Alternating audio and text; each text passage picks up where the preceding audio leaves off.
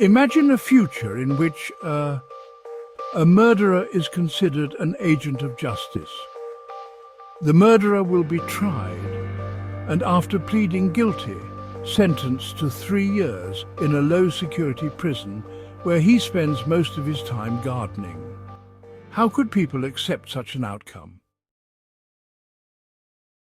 Well, let us say that there is a consensus in society about karma. A belief that when someone is murdered, it happens because of the bad they have done. That everyone is considered to have done bad, and consequently any murderer could potentially be seen as an unwitting agent of justice. Yet what if the murderer has slaughtered a small child? Could the same morality still play out? In recent years in the USA, 3 children at Covenant Christian School were murdered by transgender Audrey Hale, and liberal media kept reporting about the lost potential of a trans life. Also, a 5-year-old white boy named Cannon Hinnant was fatally shot outside of his home in front of his sisters by his black neighbour, 25-year-old Darius Sessoms. Liberal media barely reported the story because of their overtly anti-white agenda. An agenda which is covertly anti-black by encouraging what is most harmful among the black population. So, you see, even in present times there is an effort to warp public morality by propaganda disguised as news. Since I was born in the 1950s, I have observed shifts in public opinion and morality, most of it for the worse. How effective is media propaganda that comes via news stations? It has been extremely effective. In fact, if you knew in the mid-60s what narratives would be pushed in the mid-80s, you could have accurately predicted public morality and its shifts. People simply believe what they have been indoctrinated with. They also believe that they reach their conclusions by critical thinking, as that is what they have been indoctrinated to think about themselves. However, this is not universal. Exceptions include political and religious cults, or is that so?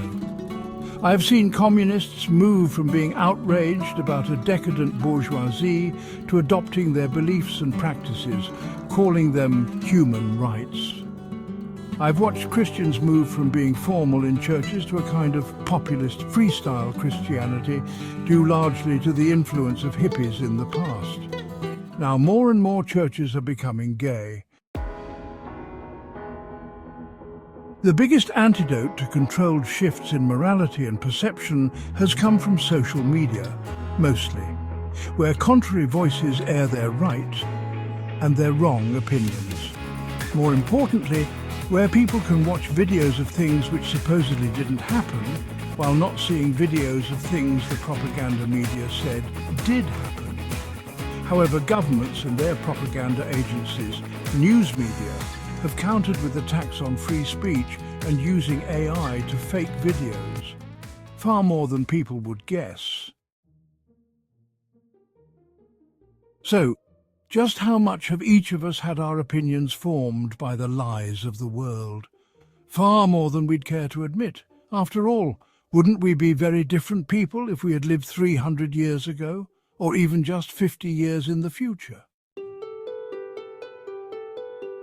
This is why holding on to the teaching of the Bible is so important. Yet the interpretation of the Bible is being used by the very worst people on earth to justify their evil views and behavior.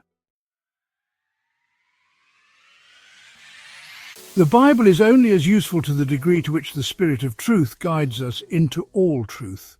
If the young Christian is under a continual and strong influence from the Holy Spirit, then over decades they will have their minds transformed. This in turn causes a gulf between how they perceive the world and its dominant morality, and also, between them and nominal Christians. Romans chapter 12 verse 2 states, "Do not be conformed to this world, but be transformed by the renewing of your mind. so that you may prove what the will of God is, that which is good and acceptable and perfect. Surrender your own understanding to God and ask for His wisdom. It will be given to you. God will lead you to perceive and think in ways you would never have imagined. 1 Corinthians chapter 2, verse 16, "For who has known the mind of the Lord, that he may instruct him? But we have the mind of Christ."